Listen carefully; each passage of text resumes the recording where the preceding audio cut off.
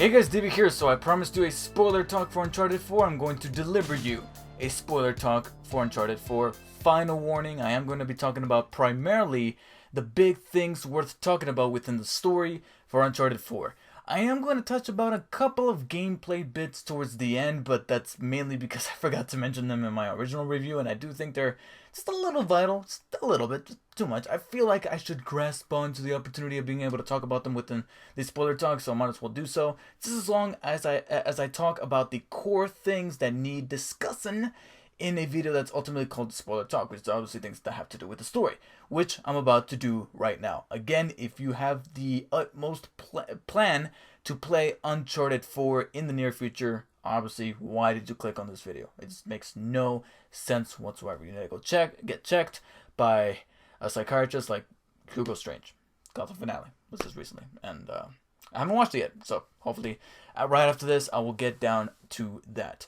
Anyways, Uncharted 4. As I stated in my review, just a quick recap, loved it. I did think it had some pacing problems, both in gameplay and in story, but otherwise, it was the great finale that that everybody, both developer for the game as well as player that has followed the franchise, deserved, as well as our main characters, Nathan Drake.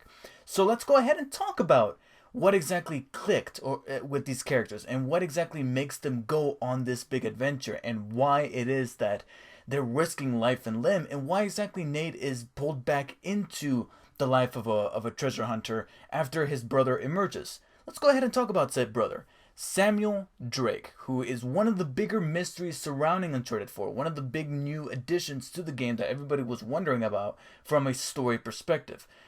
Personally, I really liked him. A lot of people are saying that I'm not a huge fan of him. I think he's a little slimy kind of. I actually liked the character very much because he did feel like that brother figure. And I think it was a very smart move on the maker's part to have the game start off with pretty much all about him. We start off with the little present day segment of them on the boat, and you can tell that this is happening in current time because of what Nathan is wearing and all that. And then we flash back all the way to their childhood where Sam is trying to break out Nathan from the orphanage, and the entire time that they're trying to escape, Sam is constantly looking over him, making sure he doesn't get hurt, making sure that he has his head on straight, and that really shows you how he was a legitimate brother from the very beginning, and that makes you care about him a whole lot. And then we skip a couple years to them in prison. You can kind of tell that Nathan is following his brother's footsteps a little too much to the T, but just as long as he has a brother that cares about him, because obviously his parents are gone, his mother died, and his father is nowhere to be found, both of their fathers, each other is what they have.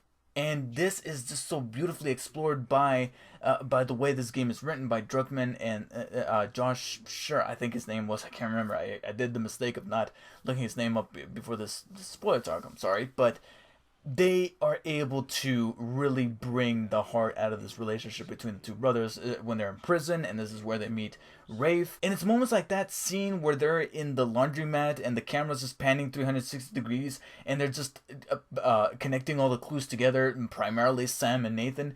And it's moments like that that not only do I love the Uncharted franchise for, but it's also some of the bigger highlights within this relationship between Nathan and his brother. Now, of course, one of the things that everybody was predicting with Sam, ever since he was first unveiled in that gameplay footage from, I think, 2015. I think it was in 2015. I think it was PlayStation Experience, PSX, in 2015, where he was unveiled at the very end of that gameplay video.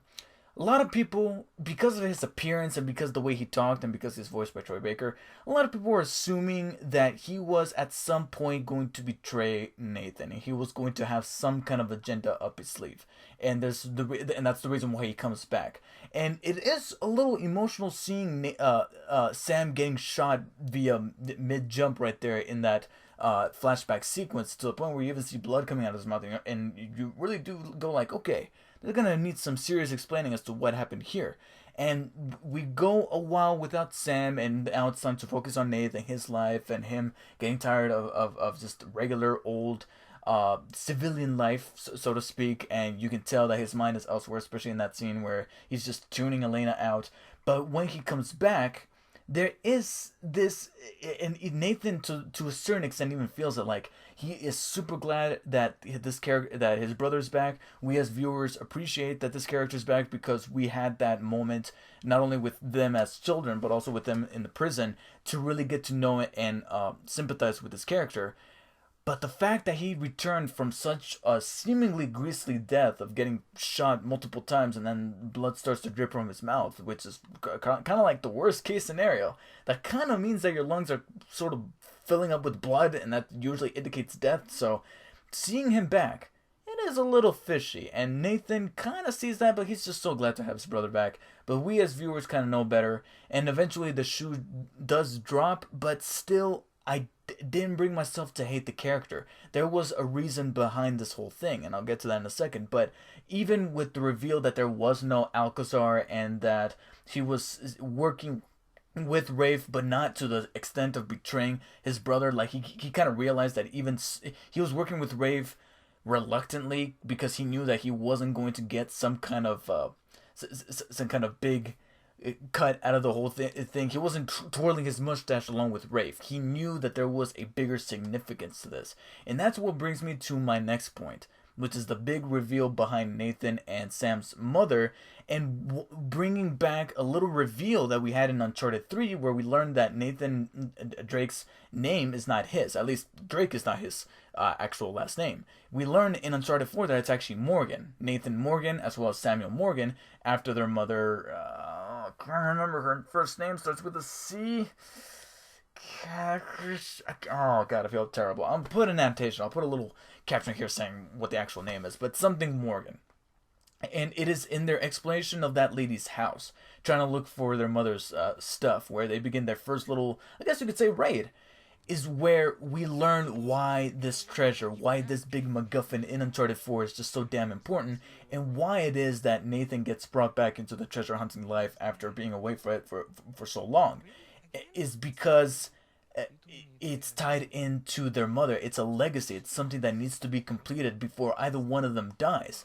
But from Nathan's point of view, Sam did die, at least for some years. So that explains why he just put that away. He's like, you know what? I don't want anything to do with the Avery treasure.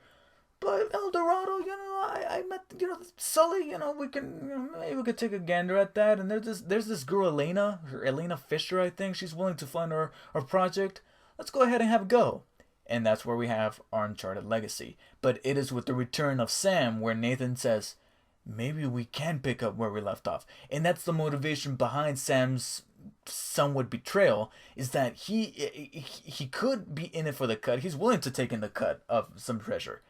But as he says in that scene where they get separated amongst the little chasm there, and Nathan's like, come on, jump over, and Sam's like, no, I gotta see this through, is because there's that family dynamic. It all comes back to family. Whether it be blood through Nathan and Sam's mom and their commitment to finish this through and to finish her legacy of what she started before she got sick, or to save the ones that they love, like Elena or Sully. And honestly, that it's a brief moment, but when they're kind of starting to retreat back and they're kind of giving up on this expedition once they rescue Sam, and you're controlling Nate, and to your right you got Sully or Elena or whoever, and then on your other side you got Sam, and you got this whole group behind you, is one of the most fulfilling moments of this whole game and this whole experience. So moving on to the other side of the spectrum, another dynamic going on in Nathan's life is Elena. This is the moment in the review that I mentioned where I said that to me it just did not make a full amount of sense. I personally did not understand why Nathan had to lie to Elena about going on this other treasure hunt that is maybe just a tiny bit more dangerous and symbolic and significant than the Malaysia job that even she was pushing. Even she was like, come on, do the Malaysia job. And Nathan's like, we don't do that kind of job anymore. But it's okay to lie about this other job. And he does explain it later on when, again, another shoe drops and Elena comes back into the picture, and she starts doing a little treasure hunting of her own side by side as husband and wife, even though they don't kind of want to talk about it just yet. And that's where we get into that third act that, again, starts to get a little too platforming, and I already mentioned about that. But anyways, this whole lying thing to me just did not make any sense. I mean, I'm trying to rationalize it and see it from Nathan's point of view about not wanting to lose her and not wanting to put her in any more danger, even though he fully knows that she could take care of herself after all these adventures since the first one. Ever since that first game, where she's like, I can take care of myself. It's just point and shoot, right? It's a great scene. But I still couldn't quite connect to why Nathan needed to lie in the first place. Still, though, there are some beautiful moments that really does make you reminisce about the previous three adventures. And one of the most somber moments is when you're driving the truck and all of a sudden all the audio cuts out and you just have the score playing as you're like driving through that forest. It's very much something that the Neil Druckmann and Straley did take from The Last of Us, where they have those very somber, quiet moments. But fortunately, it does work with this game and the emotional toll that's trying to have with the story, setting it darker, setting it a little bit deeper upon reality. Now, perfect segue is that one unique thing about Uncharted 4 that you may have noticed, I didn't notice until the day after. That's how effective the story for this game and the game as a whole was on me. But one thing that some people might be disappointed with, and I kind of am to a certain extent, because it does make me miss the direction of those previous three games and how Amy Hennig took the reins for those. Uncharted 4 is the first, and I guess you could say only since the last one, the only Uncharted game to not have a supernatural element to it. I was expecting it to come around the third act, and it never came. It is based on this myth, legend about Henry Avery's treasure, but it never has this otherworldly element to it that just comes out of nowhere and goes, well, I wouldn't say comes out of nowhere, because the previous games do hint at it early on within the stories for those games, but here it just never comes. I was expecting at some point, especially when Elena jokes about zombie pirates or the skeletons coming alive, and even Nathan's like, do not say that. I was expecting it, especially when those mummies start to appear. But that whole sequence was just to illustrate just how crazy Henry Avery became and how crazy Nathan and eventually Rafe could potentially become.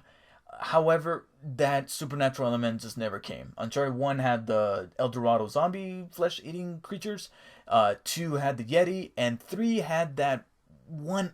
It had the little hallucinations that Nathan was having, but it was just that, hallucinations. The only other supernatural element in 3 that, even to this day, I'll have to replay the game, but till this day, I have no clue what it was. It was never fully explained, was the stuff with Marlowe and Talbot and how Charlie kept shooting at them, but like no bullet was grazing them whatsoever, and like there was something up, and especially when they come across that agent that decomposed within like hours. So there was something up, but I'm unless I overlooked something completely, I can't remember what it was. Uncharted 4, however, does not have that, but it's only a slight symptom as to what the focus of the story for this game truly was, which was on Nathan and his relationship with his brother, the people that he loves, and what he's willing to do to save them, and to try to kind of overcome somewhat of an afflictive addiction to treasure hunting. And and even by the end of the game, when he walks into Henry Avery's ship, he says that one line: "Was it all worth it?" And that's overall the main message that we take away from Uncharted 4. So I guess that only leaves me with one final thing about the story to talk about, and that is, of course, the ending. How do things wrap up for Nathan and our beloved treasure hunters? Quite happily, because completely opposite of what I was expecting, especially from Neil Druckmann and Bruce Straley, who brought us The Last of Us, which does not end happily whatsoever.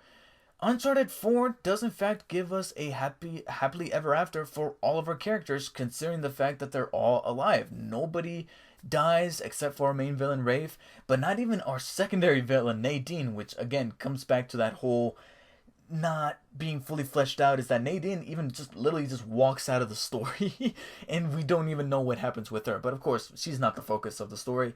Nathan and company is. And I'm honestly pretty glad that everybody survived. And for a second there, they did tease the idea of killing off Sam, and I was expecting it, and to be honest, I thought it was going to hurt because I did like this character. I did sympathize with him an awful lot. But I'm happy to see that Nathan thought very quick, got him out of that cave, and we see all of them part ways, but in the most happy terms, with Sully and Sam going off on their own little treasure hunting adventures, while Nathan fully 100% retires with Elena.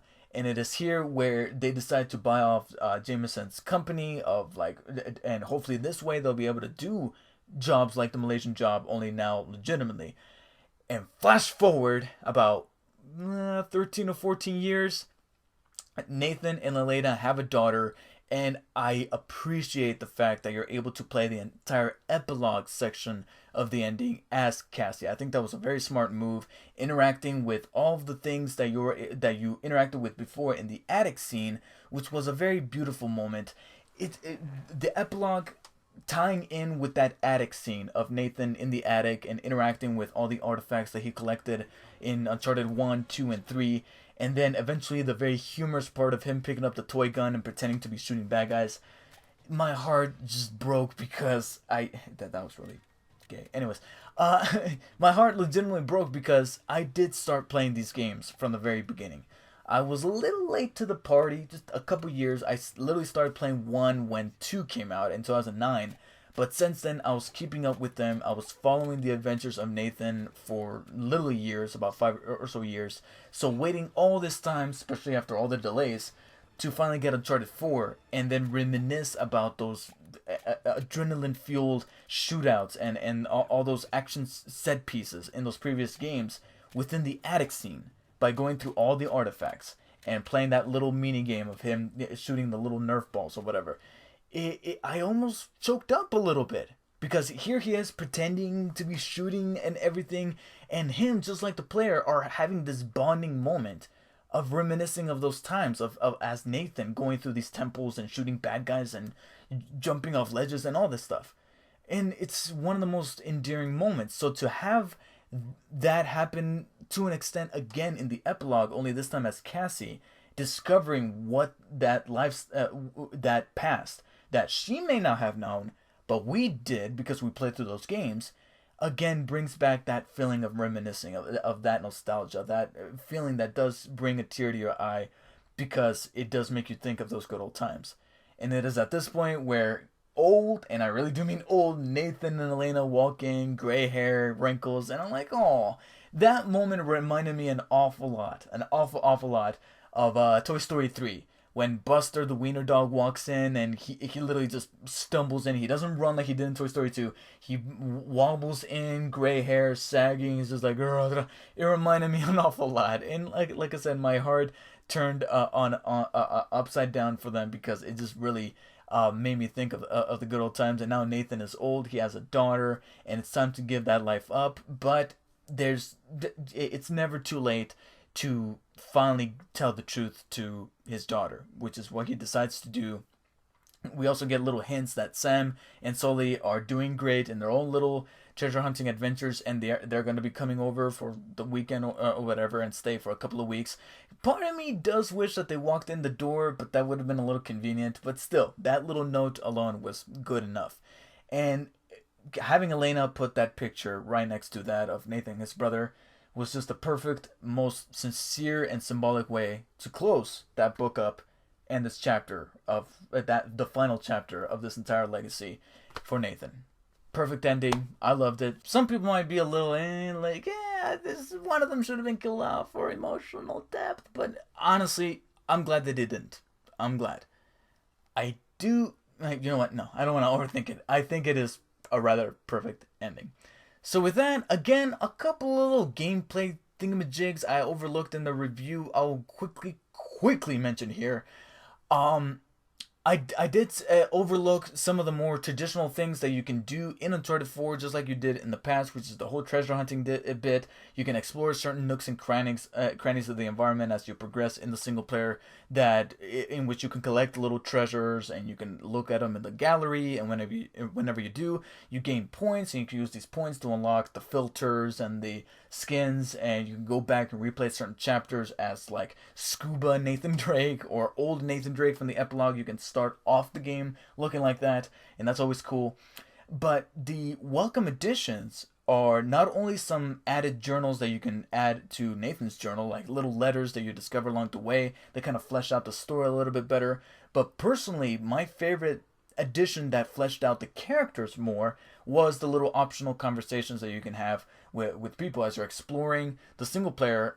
A character will say something and then a little bubble will appear over their head and you can press triangle near them and then engage in this little conversation. And ever so often you can even have a multiple dialogue option conversation where you talk to a certain character and then it'll cut back to Nate and it'll say choose this to say this, you can say this, you can say that. Mass Effect style, like BioWare, Bethesda style. And it's cool. It again fleshes out not only the story within Uncharted 4, but it also does what that attic scene pretty much does, is to like kind of give Nathan this backstory that you played through. So now he's going to talk about it, and that to me it was great and was one of the more welcome additions with the single player. Multiplayer, the only thing that I may have overlooked. I mean, a couple of things here and there, but to me, the one thing that I think I should have mentioned in the multiplayer was that the roll mechanic can actually be used more for more than just swinging about and traversing the maps. You can also use it as a melee weapon. I mean, why not take the fucking grapple on the grapple rope and hit somebody over the head with it and knock them out? You can do that. You can just hold down the L button that he or she would use to activate the roll mechanic. He or she will then grab the grapple, and this will serve as a one-hit kill. But of course, to do so, you would have to execute it near an enemy. So there is a little bit of a high risk because other people have guns. But of course, there is a very large payoff, which is that you can kill somebody with one hit and then gain an additional 50 points by knocking them down, by kicking them in the stomach or something like that, and fully putting them down. Because this game doesn't want to use the word kill in the multiplayer. They just say KO or put down or something like that. I'm like, okay, guys, come on. They use it in the single player, but can't use it in the multiplayer. Anyways. Besides that, I guess I only have one final thing to say. Crash motherfucking Bandicoot. One of the best moments in gaming history. I'm calling it now. It's going to stand the test of time. Crash Bandicoot. There's no more that I can say besides Crash Bandicoot. Twice! Crash Bandicoot twice. That was awesome. Anyways, that does it for my spoiler discussion of Uncharted 4. I'm guessing you have played the game, so let me know what was your favorite moment out of Uncharted 4, or anything else that's on your mind that has to do with spoilers for Uncharted 4. Feel free to post them in the comment below. And thank you guys for watching. I'll see you guys next time.